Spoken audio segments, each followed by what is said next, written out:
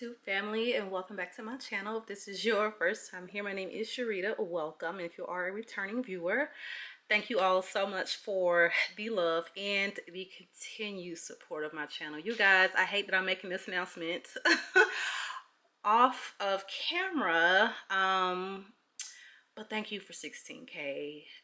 I just am so, like, every time you cross like another like mini milestone, which for me is always that, you know, additional 1K, I'm just overwhelmed with joy and gratitude for all of you. So thank you so much. And of course I'm going to give you a real thank you on camera when I film next week. So you guys, this is my tray, okay? Now I struggled in trying to decide if I wanted to do a tray for this month, just because I have added so many like spring scents into my collection over the past couple months, and I wanted to do this video, but I didn't want to spoil it for the upcoming spring video. I'm gonna do 2 spring videos of my top recommendations for spring, and it's gonna be a designer fragrance list, and I'm gonna do another video on niche, of course. So I have a couple of the features on here, but I'm not gonna dive like really deep into them because, you know, I don't want to like spoil it. So let's go ahead and get started with fragrances that, of course, I'm going to be wearing all of these you know, in March, but we're going to always start with fragrances that I'm testing. So this one, super hyped, okay? Hibiscus Mahajjad by Maison Crivelli. So right now I'm really trying to get in here and try as many fragrances from Quentin Beige as I can, because he's just like my favorite nose. He's a master perfumer, like I mean, just perfume god, okay? That is who he is to me. And this one came out last year. It was super popular, super hyped. However, that doesn't necessarily make me just want to try a scent. If there are certain notes in the fragrance that kind of give me cause for pause, I pause. And I really think about even getting a decant if there are any notes that I find would be challenging or tricky. But I finally decided to go ahead and get a decant of this. And the thing about this one was the mint.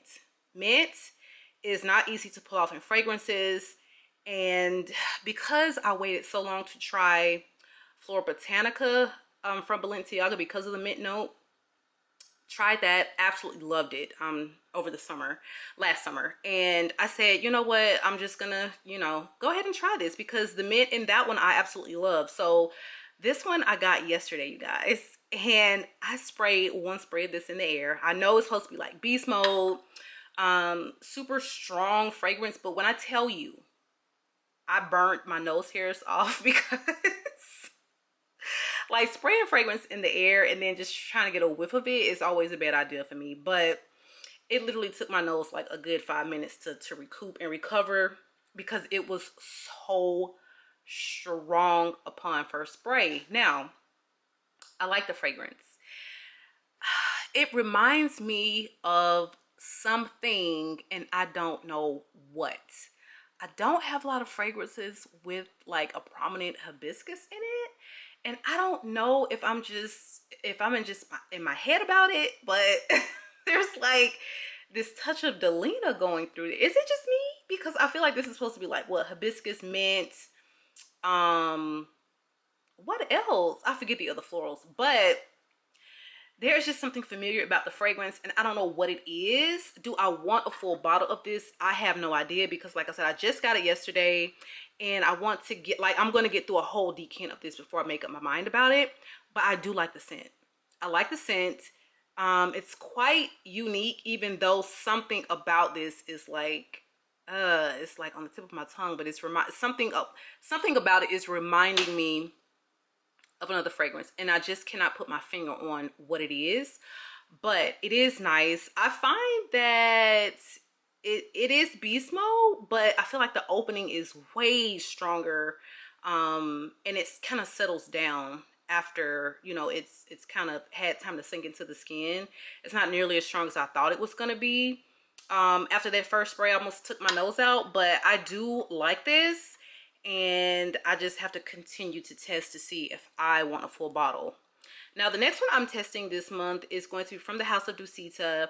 I have one fragrance from the house, and I freaking love that perfume, and I wanted to try this one. I know Sebastian talked about this on his channel. The perfume guy talked about this on his channel. I think it was in his spring video, but I decided to get a decant just because of, you know, some of the things that he stated about Fleur de la Lita. This is so beautiful. You guys, if you are a floral lover, okay, if you're a white floral lover, if you're any kind of floral, like if you're a floral girl and you want something unique, like you're missing out. You're missing out if you've never tried anything from this house, because the way this woman blends florals, the florals you know, that she thinks to pair together, the way things are blended, the quality of the ingredients is just mind-blowing. It's not gonna, like, it can be the same notes as maybe say like a designer white floral, and it's not going to smell anything like what you would get from this house. These are exquisite floral fragrances, very realistic, super exotic, and they are just beautiful. I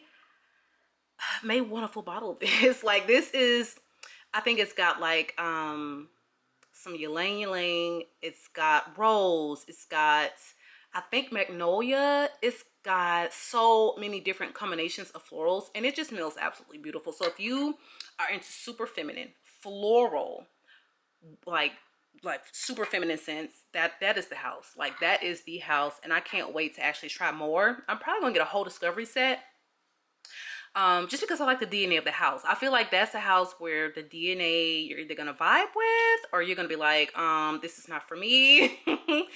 So definitely not say blind buys, I would say, but absolutely get your nose on them.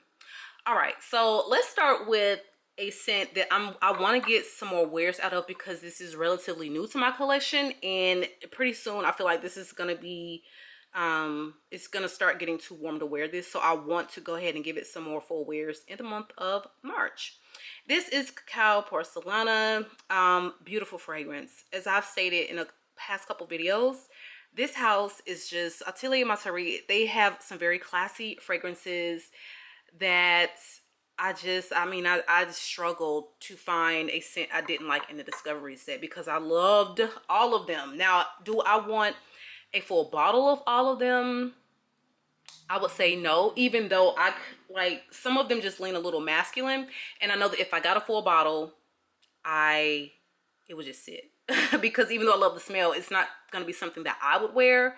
But all of them smell amazing, and there are numerous bottles that I want to add to my collection from the house. I want Bois d'Ambre. I think it's Rose, is it Ardossi? I think I want oh my god, the Pomelo one is wonderful. The Narcissus fragrance is wonderful. It's a whole handful, okay? But all of them smell phenomenal. So I'm hoping that Twisted Lily will get the discovery set restocked, because it's sold out. And I really want you all to get your nose on this house. Absolutely beautiful fragrance. This one is like a dry cacao. And what else? I think the Divana is super prominent, so it's not a safe blind buy. But the Divana cacao is a little bit of like an earthy patchouli, but not dirty, loud, scratchy, screechy like the patchouli I hate. It's not a patchouli like that. It's one that just effortlessly blends with the cacao in this fragrance, and I find that it's super classy, refined, delicious. It's a little sexy, like it's everything, and you need it in your life if you love chocolate. Yeah, so next up is going to be one that I'm probably, I don't know what, 10 years later, I don't know when Nomad was first released, but I know it's a huge designer fragrance that's been around for a while, and I feel like I smelled a flanker of this in passing, maybe at Sephora. But for some reason, me and my daughter were out recently in the mall, and I gave this is the original EDP Chloe Nomad a spray, and both myself and my daughter were instantly in love. Like, wow. Okay. Um, it was just like, I was shocked at how much I liked it, because you know what? Someone, I want to say it was Tara Michelle. I was watching her talk about the original, and she mentioned like the patchouli was too much. And I know that both she and I are quite patchouli sensitive, and a patchouli note can go either way for us. And I think that's why I kind of paused about ever even getting my nose on the original. But for me, the patchouli is very much so like dialed back, and I get more of an oak moss, which I think is kind of the perfumer's intent. Also Quentin Beige, my road dog, my love. But this is a beautiful designer scent, and I hate that I slept on it for so long. Like I said in my spring transitions video, I want to get more designers into my collection, just so that it's a little bit more well-rounded. And it's not that I don't have designers because I don't like designer fragrances at all. I have quite a few, but I have way more niche. And the thing is, I like to sample things, and it's just easy to order samples of niche fragrances. I'm not in the mall, you guys. Like, I can probably count on one hand how many times I go to a mall in a year. And I feel like that is the opportunity to get your nose on designers. When you're out and about, you're shopping, you're able to test things, you know, on skin right then and there. And then that's another thing. I hate experiencing perfumes like that, because there's just a rush to judgment. You just spray it on real quick. And who, like, I hate making purchases based off of a quick spray, you know. I like to kind of get to know my fragrances a little better before I make a purchase. So therefore, niche is just like, it's very easy to get samples, because that's kind of how you have to experience them, unless you pop into a Saks or a Neiman's, which a lot of people don't even really have access to. So I said, you know what, I want to get more designers into my collection, just making a conscious effort to get my nose on more. And so since I was in the mall, you know, I tried a couple, and this is the one that really stood out to me, and so I added it to my collection. Now, this beauty right here, I don't want to get too deep into this because it is going to be featured in the spring video. But this is Pacha Cardinale, and this is by the house of MDCI. And this is for a peach lover. But honey, let me tell you, this peach is so refined and natural and beautiful, and it's a love for me. Like I said, I'm not gonna spend too much time on this. Stay tuned for the spring video, but this will be a heavy rotation for March, trust and believe. Again, that is a Pacha Cardinale by MDCI. All right, so next up is going to be a favorite, and this is Ombre Nui. This one is an ambergris, like rose. It's fresh, it's sparkling, it's citrusy. It is just spring in a bottle to me. It's just it's hard to describe, because when you see the name Ombre Nui, I was thinking I was gonna get something like a brown amber, maybe spicy, you know, a little dark, but it's nothing like that. This is a very uplifting amber scent. It is one of the best that I've tried from Christian Dior. It's beautiful, and this is the perfect time of year to pull something like this out. So it's definitely going to be getting some wears, because this is just one of my favorites from you know, the Christian Dior private label. This next one, you guys, is from the house of Chanel, obviously, and this is Beige. This is my very first Chanel purchase, you guys, and I'm actually a little bit conflicted about this fragrance. So I originally got a sample from a dupe house for Beige, Juliana's Perfumes. They sent me over full bottles of certain fragrances, and along those full bottles, I received samples of some of their other inspired by fragrances. The Beige fragrance, like the inspired version of that, was so beautiful, and I literally based my decision to purchase this from that one, and I feel like the inspired version is better suited for me, honestly. This is a beautiful fragrance, don't get me wrong. The Chanel DNA is there. I feel like there's some aldehydes in here which they don't really mention in the notes, but this is Chanel DNA through and through, which I'm not mad about, but it's lacking, like, just, I thought it would be just a little bit sweeter, because this does have a honey note, but I'm not really getting a lot of honey. Like, the Giuliana's was perfect amount of honey, where it's not like screaming honey, sweet cloying. It was none of that. It was very floral, very hawthorn floral, you know, very much true to the notes of Beige, but I enjoyed the inspired version a little bit more.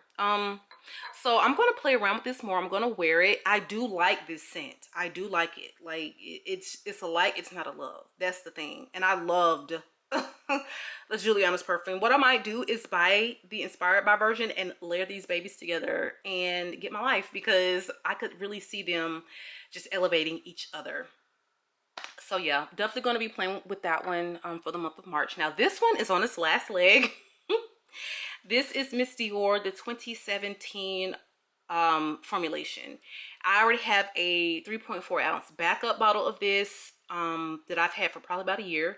It's new, it's sealed, and all that good stuff. So I'm gonna go ahead and finish this one up and open my backup bottle. Yeah, it's time. I don't want to, because I know that's probably going to be the last hurrah that I have with this perfume once that backup bottle is gone. But I love this one. This one is just, wow. It's a stunning designer fragrance, and I feel like it's just a lot better than the newer formulation. But I said I'm going to give the newer formulation a real try this spring and see what my thoughts are about it.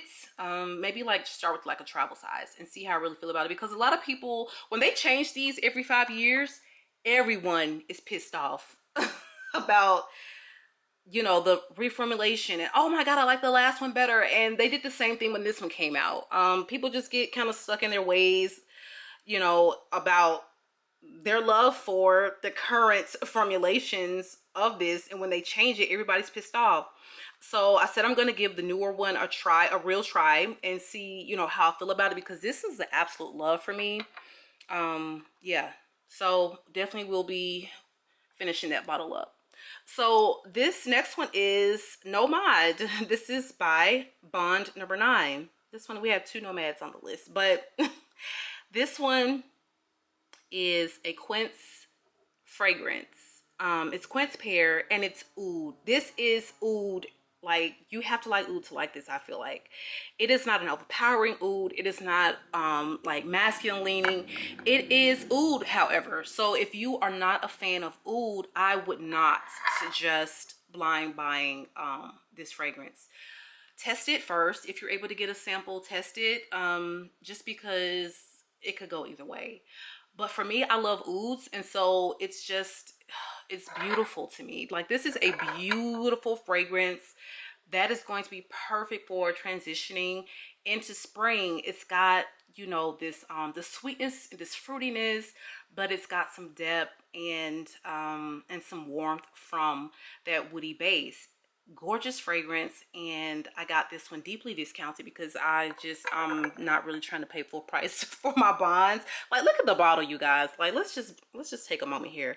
Look, y'all couldn't put no real Swarovski crystals on this for this price point. Like, this bottle is what, $460 or something like that if you buy it full retail. I don't think so. Y'all need to come better with this packaging. It's fake diamond stickers. But anyway, moving on. This one, oh, I think my camera's about to overheat, you guys. Let me hurry up. Okay, right, so this next one is from the house of Les Orchestres Parfum. Is it Les Orchestres or Les Orchestres Parfum? You guys, I see people pronouncing it either way, and I would just like to get the correct pronunciation. So leave me a comment below if you know. But this one is a white floral with, it's actually not Sichuan pepper. It's like a Nepalese type of pepper, but in that same Sichuan pepper like family, and it is gorgeous. Like, tuberose, jasmine, but sexy. This is like, I'm telling you, if you did not like Rouge Malachite, this is the one you need to try. If you're trying to do white floral and you want it to be sexy, this is the girl. This is Bouquet Encore, and this was just a love at first sniff. And I'm about to wear this thing. When I say wear it out, I'm about to wear it out.